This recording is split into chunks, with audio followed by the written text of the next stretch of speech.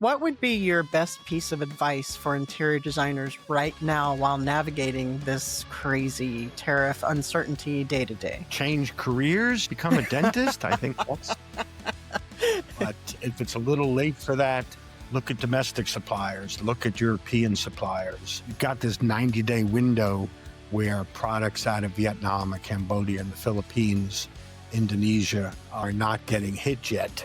And if you can get your orders in before that 90-day window closes, that's a great way to do it.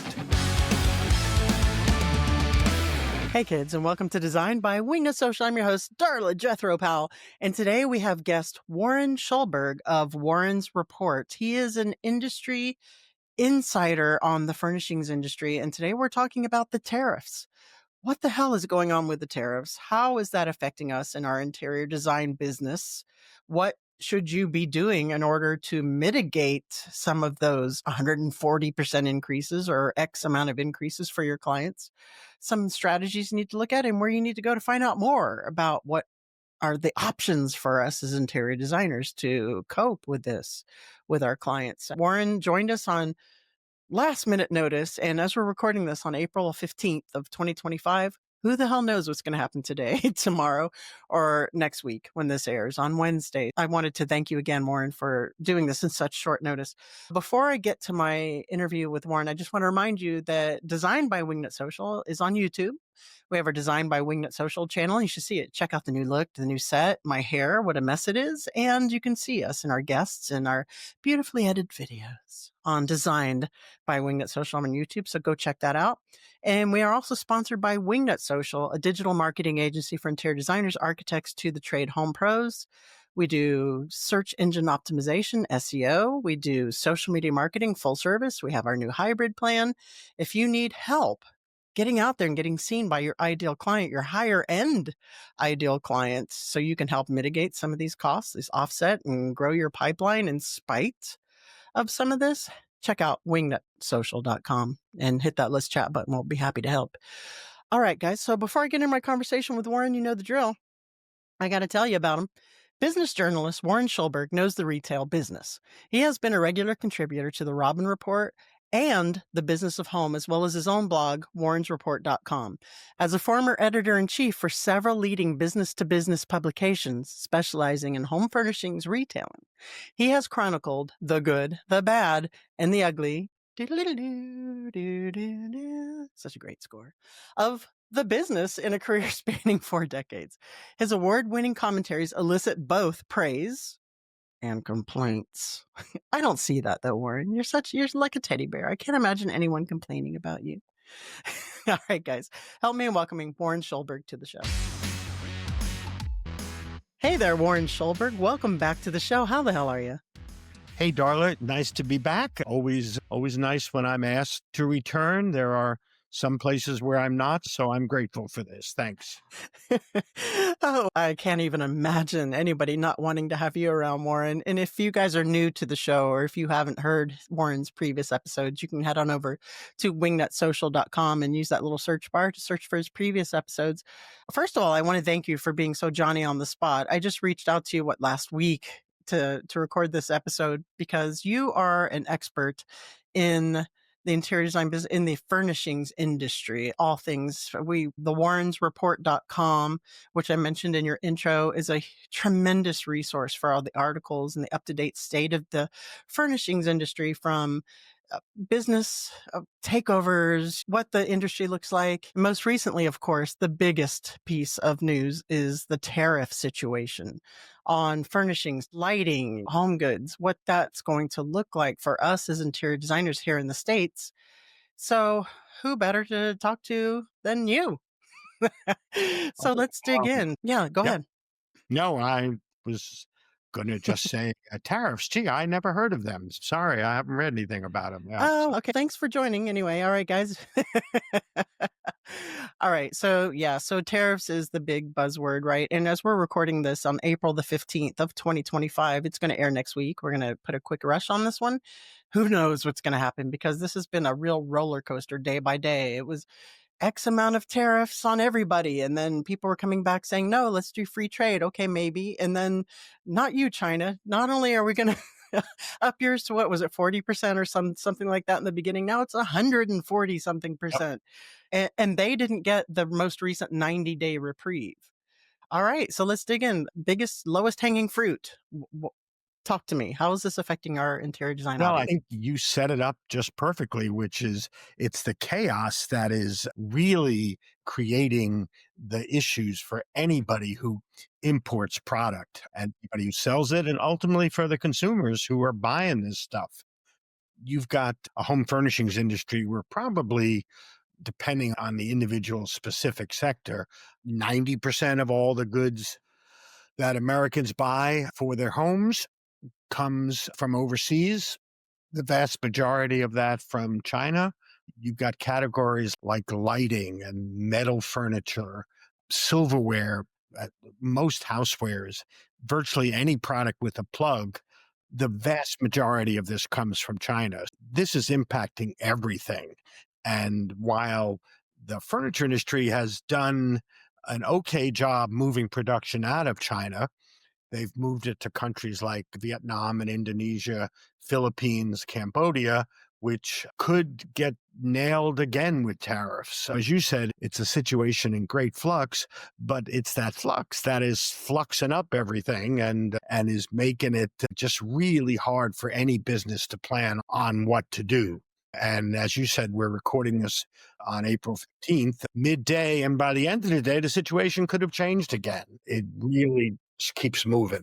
It does keep moving. So some of the latest developments that I've read are countries, I think Vietnam was one of them, but correct me if I'm wrong, where they originally reacted to the tariffs in a negotiation type of strategy by President Trump and said, you know what, on second thought, why don't we just do free trade with each other? I'm not sure if Vietnam was one of those, but several countries have come forward and said, on second thought, you know what, let's not do tariffs. So they seem to be playing ball, so to speak, on that. So that seems to be a strategy that's in effect that's not working at all with China, because there's like a big pissing contest going on there. Who's got the bigger set of cojones there for the tariffs?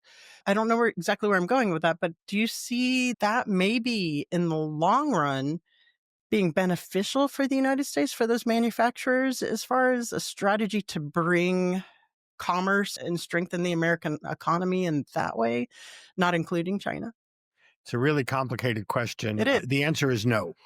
Okay. This Nothing good is going to come out of this. And short term, it's this chaos and turmoil. And long term, if a goal of this is to bring manufacturing back to the United States, it ain't going to happen. There's a variety of reasons why, but that's not going to happen.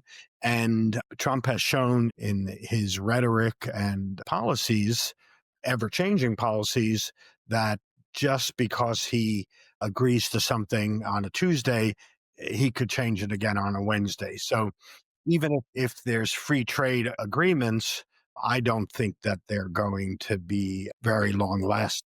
Trump is reveling in running the show and being the head of this circus.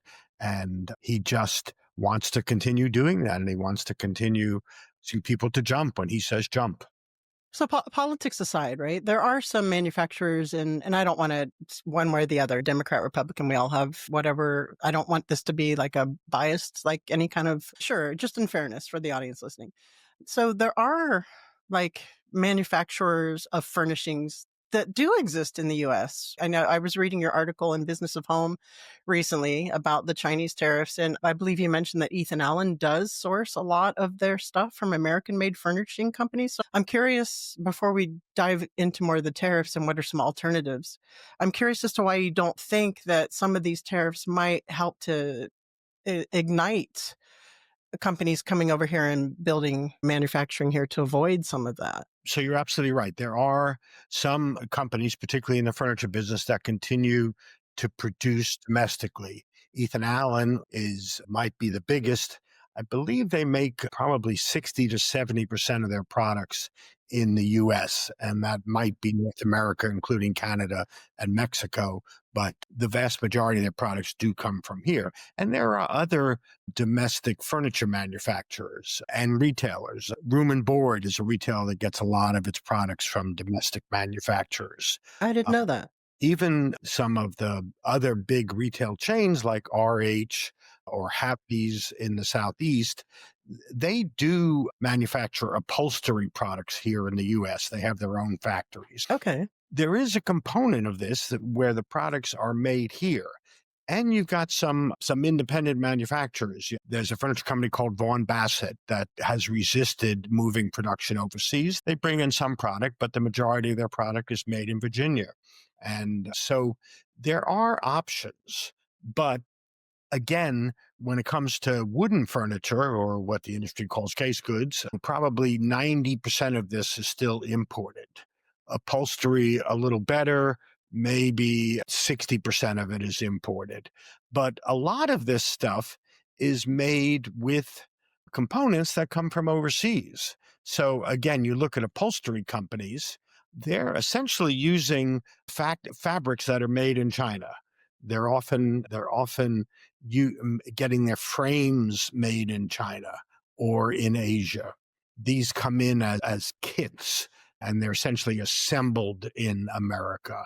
So even though the final assembly is here, the individual components are still imported. And that's a big issue. Yeah. That's a lot of infrastructure to work out in order if you were going to move everything over here to the US. That wouldn't be an overnight thing. You'd have to set up the new space for that, the new hiring, the new people for that. So worst case scenario is even if they do build that over here, best case scenario, it's not gonna be tomorrow. And that's not gonna happen. So that does make sense. Let me just address that. It would take 2 to 3 years to build a factory, to get it, the building permits and find the land and whatever. But it's not that simple. The equipment that you use to make this stuff, the equipment comes from China. You got to catch 22 there. You also have labor force issues that the people who know how to make furniture, they don't exist anymore. And this is not just furniture. There was a towel mill built in Georgia about 10 years ago by a Pakistani company, in fact, and they worked out a program with Walmart that Walmart was going to sell this towel as a made in America towel. And so they had a built-in customer. They built this facility. It's, I don't know, about an hour and a half south of Atlanta. And the product was great. Walmart sold it, even though it was a real premium product for Walmart.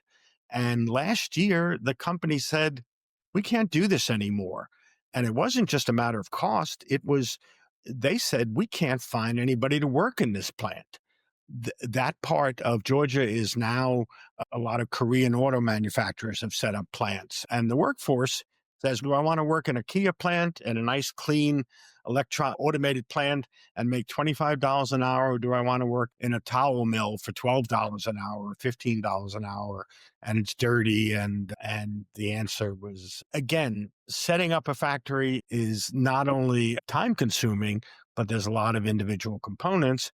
And frankly, companies have said, we're not sure we want to invest, since in a little under 4 years, it's quite possible we'll have a different president and different party in charge, and they may rescind all this stuff. So we're going to be sitting with a mostly built factory that is not competitive. So production coming to the US is not a realistic option. Yeah, that's something I was wondering as well, because you really only have a four-year window to accomplish a lot of infrastructure and a lot of growth in this way. This is beyond my pay grade. I don't see how 4 years is going to accomplish what that's turning around.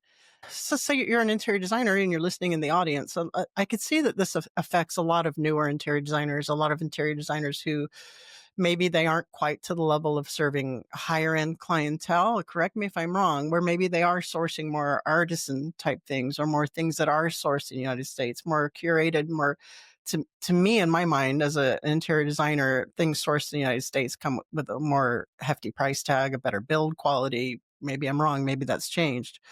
Do you see this affecting all levels of interior designers from decorators to lower smaller businesses, or do you think the higher end is a little bit more tariff proof? I think the higher end has some more options. There are little niche companies that aren't supplying, let's say, rooms to go with furniture that can handle smaller orders. There's a wonderful furniture company called Thomas Moser up in Maine that makes terrific stuff, and it's all domestic. And they're a great resource for interior designers. And I'm not trying to plug; I don't get commissions here, Sure. Yeah. but there are guys like that can help them. So if I'm an interior designer, I'm looking at those domestic producers, particularly if I'm talking about onesies and twosies and not I don't need a container load of dining room tables. There are options. There are companies that they can go to. If I were interior designer, I'd also be looking at European resources. Right now, the tariffs on Europe are 10%. And those products, which might not have been competitive in the past, certainly are now. Again, if you're a luxury or a higher end company, great stuff out of Italy and Spain and Portugal and France. And even Eastern Europe has some great resources. That's a place I would look. So is there a resource or a list where interior designers can go to see, okay, where are these American-based companies? I need to switch from X companies, let my clients know that, oh, we're going to do this, we're going to go this direction instead for a while. Is there like a resource they can go to? Yeah, I'm not sure that there's a master list. Obviously, the High Point furniture market is coming up in about 10 days after this airs, or even less. And I'm sure that if designers went there, they'd be able to identify the US manufacturers or the US resources. And some European companies show there as well. That's a good place to start. The big European home furnishings fairs, whether that was Salon de Mobile in Milan or the Cologne Furniture Fair, or for other products, Maison Objet, Biante Home Textile, Heimtex, those are all done. But they do have their directories online, and you can certainly check them out for European brands that showed at those shows. I'm wondering if you could enter a prompt into Chat GPT, probably, and just say, hey, can you give me a list of American furnishings manufacturers that create their products here in the United States or where there are lower or Europe, Eastern Europe? I bet ChatGPT would create a pretty good list. I've been amazed at what it can do. It might not be entirely accurate, but it'd be a good Yeah. place to start. Definitely be a good place to start researching for sure. And if you guys haven't been to High Point Market yet, if you haven't put boots on the ground there, I highly recommend going. That's a terrific way to dive in and to learn and to actually put your little mitts on these different furnishings, case goods, upholstery, so you can see the quality for your clients. What would be your best piece of advice for interior designers right now while navigating this crazy tariff uncertainty day to day? Change careers, become a dentist. I think that's a good That'll take 4 to 8 years too. good plan. Your mother was right. A nice kid like you should become a dentist or an accountant. But if it's a little late for that, again, look at domestic suppliers, look at European suppliers. We've got this 90-day window where products out of Vietnam and Cambodia and the Philippines, Indonesia are not getting hit yet. And if you can get your orders in and get them through customs before that 90-day window closes, that's a great way to do it.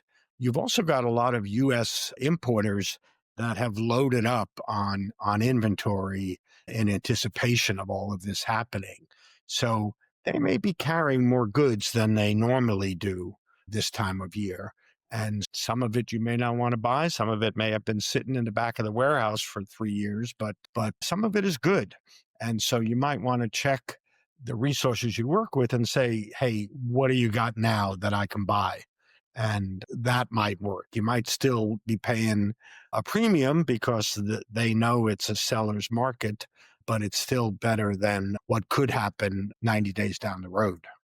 Yeah, which remains to be seen. We really are just guessing what could happen today or tomorrow. We really just have to stay tuned and tune into the warrensreport.com. So you can get that news. All right, Warren, thank you so much for showing up so quickly to give your insight on this. And we'll just have to see together. Buy American for now or the places that you recommended and or I guess upcharge for the other stuff. Here's a quick question before we get into the what up wingnut round. If you placed an order with a furnishings company that had the higher tariffs, say China, and you paid X amount of money, are they going to upcharge that before it ships out, or did you get in under the window? Under Yeah, right now I hear from a lot of larger US importers that China's not releasing anything unless the duties are paid for right now. So if you have goods that have not cleared customs, you're going to get nailed. And the Chinese are frantically trying to move that inventory elsewhere. You're going to see a lot of it turn up in Europe and also probably in Japan and Vietnam and elsewhere in Southeast Asia. So the Chinese are anxious to get rid of it because they know it's not going anywhere. So unless your goods have cleared customs, you are going to get nailed. And at 145%, it's just unrealistic that you're going to be able to sell that. yeah, that is a little nuts. Or is it's too late to cancel those and get an alternative, I'm assuming. It depends what your deal is. If you've put a deposit down on it, you ain't getting your money back. If you haven't, yeah, you can just ignore it and you wouldn't be the first person that, And then go be a dentist. yeah, exactly. So I'm not paying this. I'm off to dental school. All right, Warren, thank you so much for your expertise and your last minute guesting here. But now I have to ask you, are you ready for the what up wingnut round? I don't know if I'm ready, but go ahead. You look ready. You look tanned, rested, and ready. If you were a tree, what kind of tree would you be? I think I'm going for a redwood. I like that they stick around a long time. They get to sit in the nice forests in Northern California, as long as idiots don't try to drive into them or Yeah.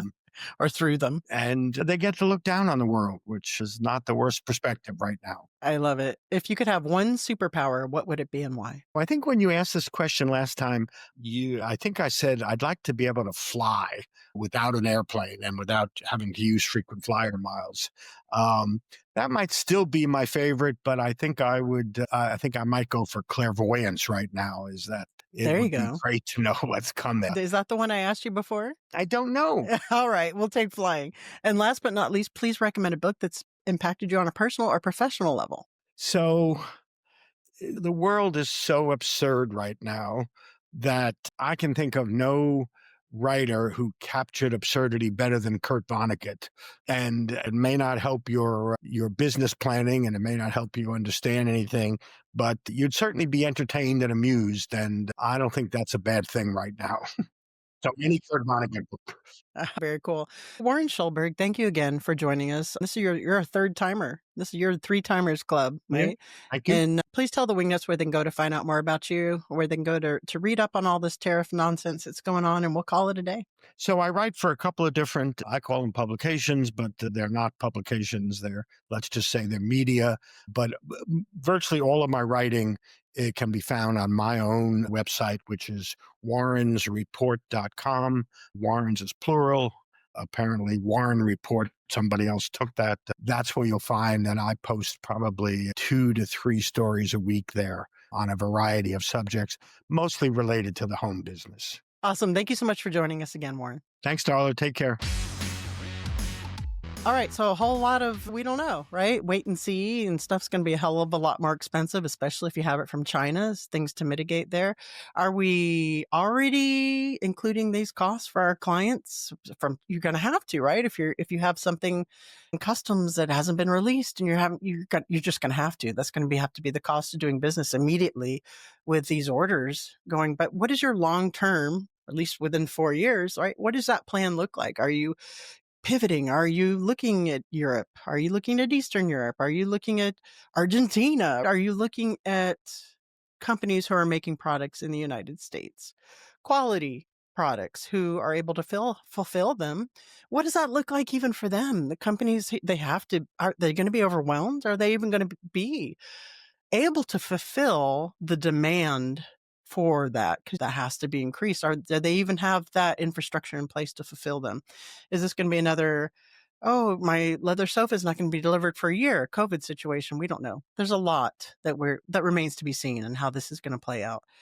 So Warren and I were talking in the green room after our conversation, and he and I both agreed that the best way to mitigate these financial uncertainties, right, these times of economic uncertainty, ups and downs, is to grow your business into a higher end firm that attracts clients on a higher end level, right? Is to raise your pricing, raise your level of service, inject some of that Harry Myers hospitality luxury experience in there, right? And to make yourself not a commodity, but a luxury business, which I know a lot of you are doing.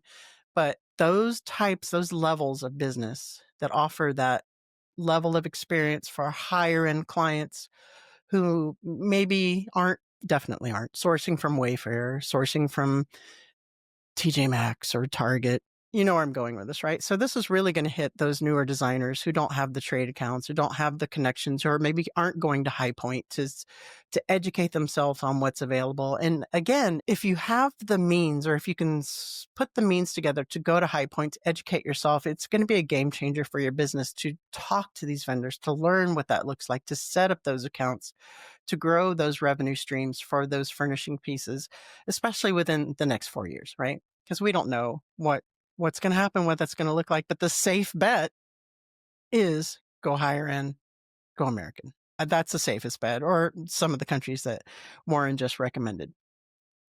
Again, unless the infrastructure collapses, I don't know. Day by day. Let's see what happens. All right, guys. Warren, thank you again for short notice coming on the show.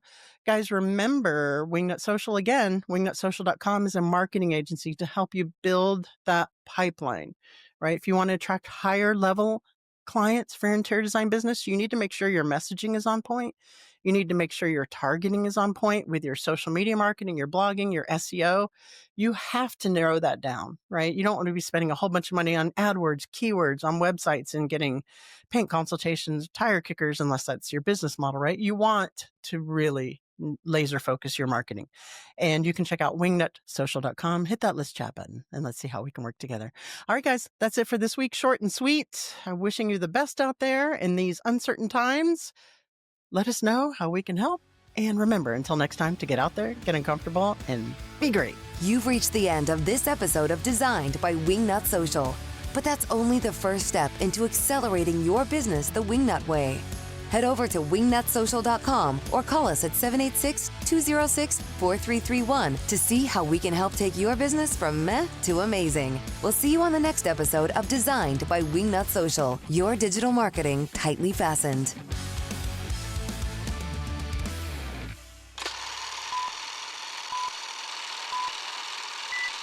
Hey, kids, and welcome to Designed by Your Butt. Have I been burping? Yes, I have been burping in your ear this whole time. Wait, was I recording? Oh, there it is.